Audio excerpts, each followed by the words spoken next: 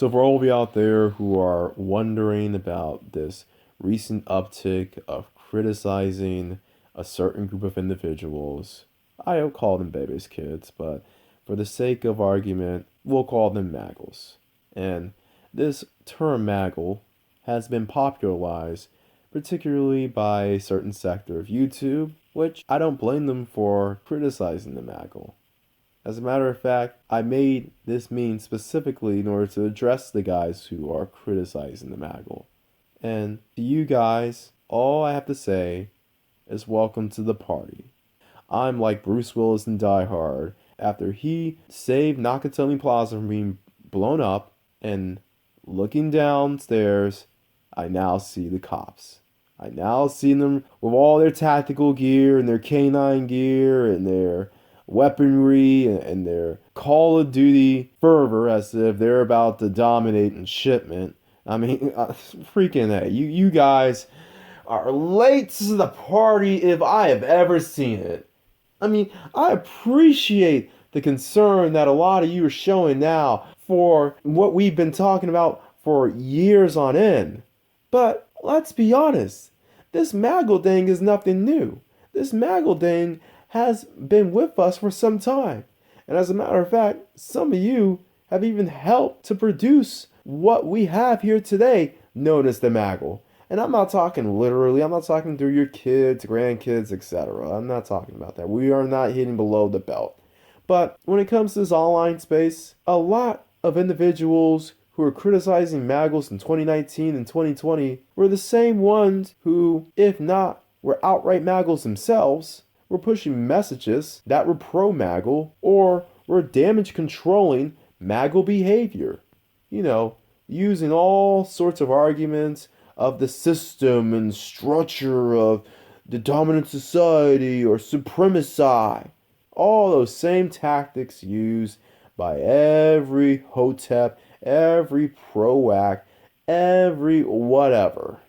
See, these individuals, for some reason, whether it's because it's no longer profitable or whether it's because the Maggles have defected and have Maggled against these individuals, or if it's truly because these individuals have seen the error of their ways. Regardless, these individuals now want to go against the same entity they helped create it. But let's look at how this started.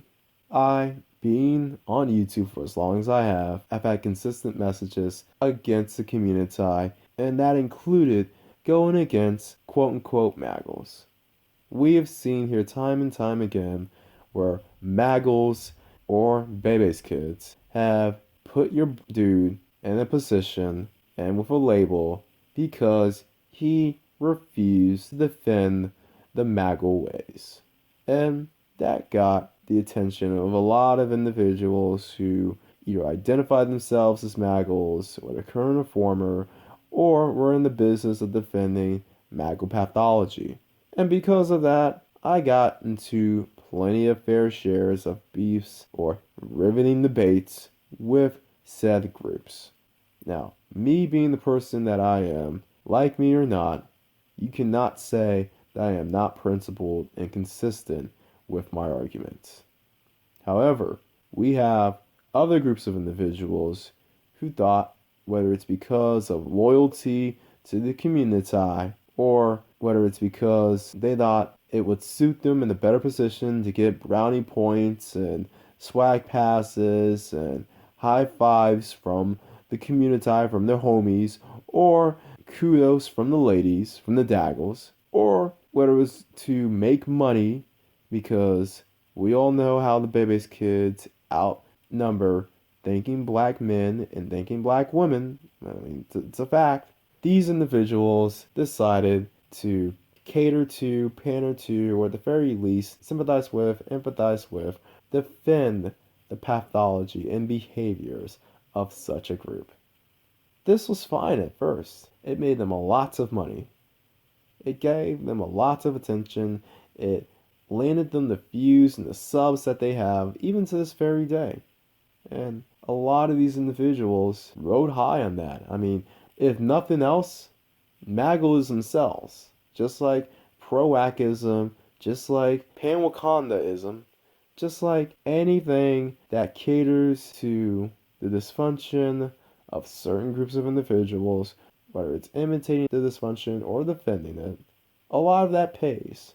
Look at all these videos where you have these wolf's tickets and scare stories on how, well, this group is doing this to this guy, or these people don't like you, and it's like, see, you see, they like gringos more than you, and they hate us. They hate us. They hate us.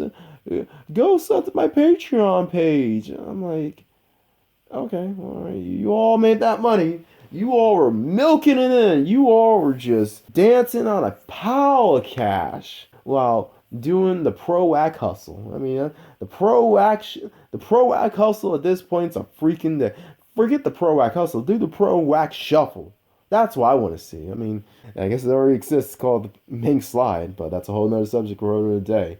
But when a lot of these individuals realized that the Pro Wax Shuffle wasn't selling like it used to, it wasn't giving them the cash as much, and when it caused a rift between them and other individuals, rifts that in many cases cost them money, they decided to flip the script. And all of a sudden, they decided to go anti-Maggle, to go against a group of individuals who made them money and made them famous or gave them notoriety to begin with. And to be honest, a part of me states that a lot of this is just a cycle. You have individuals who, 1 minute for like 6 months, and note the cycle, by the way. A lot of these YouTubers tend to go in cycles, particularly cycles that last for about several months for each phase. For the first cycle, they'll use the pro-act route of blaming everything on white supremacy and criticizing those who tend to believe in self-accountability, pull themselves by their own bootstraps, and not in the conservative way. I'm talking about the legitimate kind of way, and calling them coons, and etc. Then, when that land is all harvested, they'll completely reverse the direction and agreeing with the same critics that they criticized several months ago. And when that field is harvested, then they'll go to some other topic or other theme. And then, in some cases, when they are separated from whatever original topic they started off with, they'll go back to that same topic and start arguing those points. So for one phase, for a few months, they'll go pro-act. Then for the next phase, for several months, they'll go anti-Maggle. And then for the third phase, for several months, they'll go Prince of Pan-Wakandaism, talking about everyone should unite and everyone should leave America. Only just go back to Wakanda and you gotta build. And then the next month, they'll talk about some skeptic stuff. And then for the next few months, they'll talk about specifically anti-Daggleism.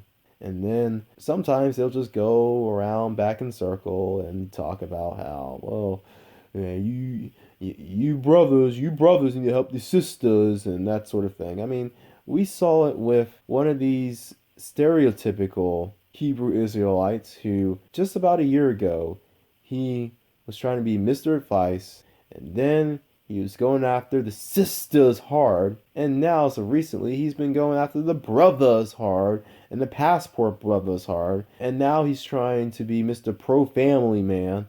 I mean, he's just milking whatever he can. This is the pattern that you see when it comes to a lot of YouTubers. This is a very good tactic, if only for one reason. A lot of viewers have short memories. Hell, some of these viewers have shorter memories than attention spans. And a lot of these individuals who, well, for some reason, keep watching the individual, thinking that they're evolving in their thought, when in reality, they're just shifting whatever is popular and whatever they make money off of next. Yeah, they may get some new viewers and new subs and people high-fiving them who 6 months ago were the same people who were being criticized. And these people will eventually learn that these YouTubers are basically trend followers. They will go wherever the wind blows. And that is the essential reason behind this Maggle talk. I cannot say this is genuine from the point of a majority of people who are criticizing the quote unquote Maggle. Because here we have been criticizing the Bebe Kid. We have been on their ass for how many years? But now everybody else is starting to awake and realize the damage and the destruction that the Maggle has created. And in some cases, a lot of these quote unquote Maggles or anti Maggle talk is driven by real life experiences of some of these YouTubers. You'll have these YouTubers talking about, well, I'm coming to you right now. Yeah, you right now. Mainly because these Maggles. We need to talk about these Maggles right quick. Because did you know what these Maggles did? What they done did? You talking about something ain't do nothing. Shit, man. These Maggles, you know what they were doing last night? I had a Maggle in my house, right? This Maggle, who I pay child support on, even though he ain't mine, right? This Maggle done ate my last juicy juice and drank my last Lunchable. Man, what do you call that? What is that? That's the tip of the iceberg, though. You know, when I was driving in the car, I had this Maggle freaking roll up right beside me with that Maggle music, that Maggle mushmouth mumble rap. You know what I mean? And my girl was right beside me, man. And this fine sister, she was dick dope, and she was hearing all this Maggle music. And this hood rat, this bed wench, decided to talk to this Maggle who's in the other car, who's pulling right beside me, and try to have a little friendly conversation. That might have, what you listening to? Man, look, I can't have my girl talking no damn Maggle like that. I don't care if my music is just crappy, but is from the 90s and 2000s. This is some old school beats, y'all. Y'all don't appreciate P-Jizz and Scrappy in them. I don't care about no Lil Jizz, Young Illuminati. P-Jizz and Lil Scrappy actually had lyricists. They had lyricism, and they spoke about their experiences in the streets selling dope. They weren't trying to glorify it. They were just speaking experience. There's no way that they weren't in any way trying to subtly say that the community should be selling dope unless they want to be called an educated lame. But about this Maggle talk, we went to the club later on, me and my girl, right? My shorty, right? We went to the club, and guess what? I saw the same Maggle who pulled up earlier today talking to my girl. That's my girl, dog. He, of all the other damn Maggles, he had his Maggle homeboys surrounding me and my girl, circling us like they were the popos. And they were trying to size me up. And I was like, you know what? You know what? See me outside. See me outside. I ain't gonna take this. I ain't getting no disrespect. And you know what? We went outside. You know what Maggle did? He kicked my ass in 2K21. Shit, man. I looked at him and I was like, man, homie, well, you ain't gotta do that, though. You ain't gotta do that. Man, this is bullshit, man. Hey, look, I got 2K20, though. But that 2K21, though, he put the moves on me. And he had this built-up character off season mode. And he smoked my ass. He cooked my ass on that court, man. And you know what these damn Maggles did after they kicked my ass in 2K21? They took my girl, dog. They took my girl. They took my hoe. They took my hoe in them. And when my girl walked in the car, in that car that had all the Maggles, you know, Lil Jizz, Young Illuminati, even though they're supposed to be mainstream, they were at my club that weekend. I don't know why. And that Maggle in the car. And a couple other Maggles. And they had freaking Nuclear Jones. I have not seen Nuclear Jones in ages.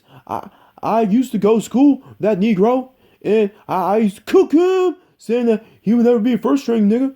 But apparently he is. He's a first string nigga. And guess what Nuclear Jones had? Guess who Nuclear Jones had? He had my daughter. He had my daughter. Man, I don't give a damn if my daughter is 22, is a grown-ass girl. Like she told me, it's like, nigga, I'm grown. I'm grown, Pop. And you ain't even my pops, man. You weren't even there until I was 19. You try to sneak up on me in the club. You try to sneak up on me in the club, but I tell you that I was your daughter. And even then, you try to get my friends down, and they're like, you ain't Maggle enough. You ain't had that Maggle swag. You ain't have swag, but you ain't got that Maggle swag. That's my friends dip you. That's the reason my friends were feeling you. And after I saw that, and I heard all that, man, I said, fuck these Maggles, fuck these daggles, fuck all the Maggles in the community. And after all I did for them, after all these videos I made for them, after all these 8-hour hangouts I did for them, after all of the anti-cooning cooking that I did for them, this is bullshit. This is bullshit, man. I'm pissed. That's what all this is all about. A combination of cycling the theme on one's YouTube channel and the possibility of being outdone, outgamed, outswagged, outhooded by these Maggles. Well, on our channel, we know what's up. We'll let the community figure out the rest. And everyone else out there, always bet on X.